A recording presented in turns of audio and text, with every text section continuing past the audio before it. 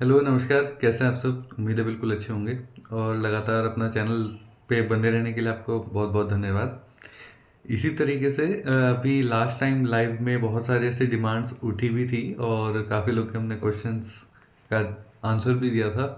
और इसी तरीके से अब हम लगातार आगे बढ़ते हैं अपने नेक्स्ट रेल बुलेटिन की तरफ। शेड्यूल के हिसाब से आज पहला रेल बुलेटिन है। और वो रेल बुलेटिन की अगर मैं आपको बताऊं तो आज का रेल बुलेटिन है अहमदनगर से औरंगाबाद। तो ये रेल बुलेटिन के हिसाब से अभी जालना से जलगांव का जो शेड्यूल था आज का, वो हमने थोड़ा डिले किया है क्योंकि उसमें अभी ऐसे कोई खास हमें अपडेट नहीं मिल पाई है। लेकिन अपडेट के हिसाब से अहमदनगर औरंगाबाद को हमने आज शिफ्ट किया है शेड्यूल में पहले नंबर पे। तो इसी तरीके से अब हम चलते हैं इसकी डिटेल की तरफ। तो डिटेल्स, थोड़ा सा बेसिक डिटेल हम समझ लेते हैं। तो ये रेलवे लाइन लगभग 117 किलोमीटर की रहने वाली है अहमदनगर से औरंगाबाद। ठीक है।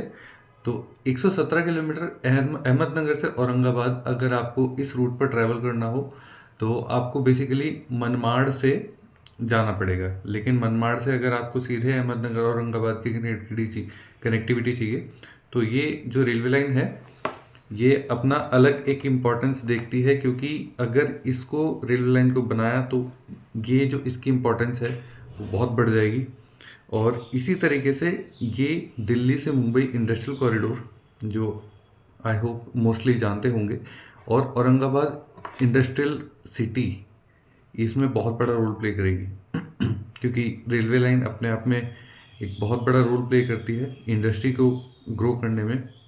रेलवे लाइन और ट्रांसपोर्ट, ये दोनों बहुत ज़्यादा एक एक तरह से आप ये मान के चलिएगा कि 60% इनका ही योगदान रहता है, तो जो कि अपने आप में बहुत बड़ा एक रेशियो रहता है। ठीक है।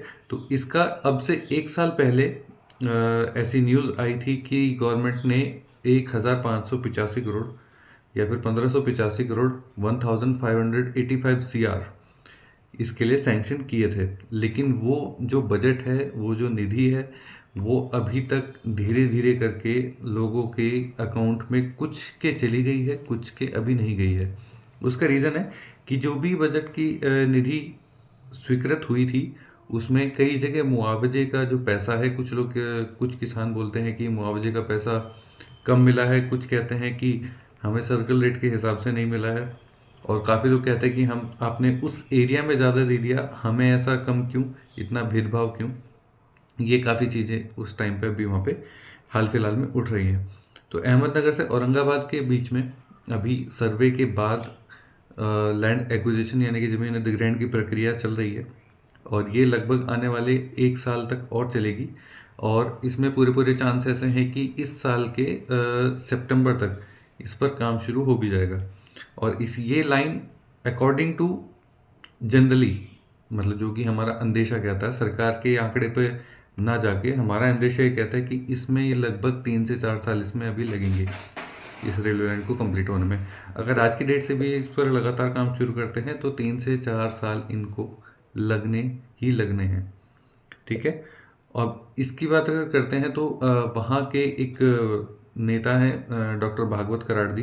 तो उन्होंने इसका थोड़ा सा आगे प्रोसीड कराया, राज्यसभा और लोकसभा दोनों में उन्होंने एक प्रश्न उठवाया, तब जाके ये आगे क्वेश्चनिंग उठी है। और जो अभी फिलहाल की शिंदे सरकार है उन्होंने ये बजट स्वीकृत किया है। ठीक है। तो डीपीआर इसकी सब कुछ रेडी है, project report is everything ready, और इसमें लगभग 642 हेक्टेयर ज़मीन अधिग्रहण होना है। 642 हेक्टेयर अपने आप में बहुत बड़ा एक लैंड कह सकते हैं। तो लगभग 117 किलोमीटर की लंबी लाइन है, 117 से 118 हो सकता है, 1 किलोमीटर का डिफरेंस लग जाता है, ऐसी कोई दिक्कत नहीं है। और इसमें लगभग 17 स्टेशन होंगे।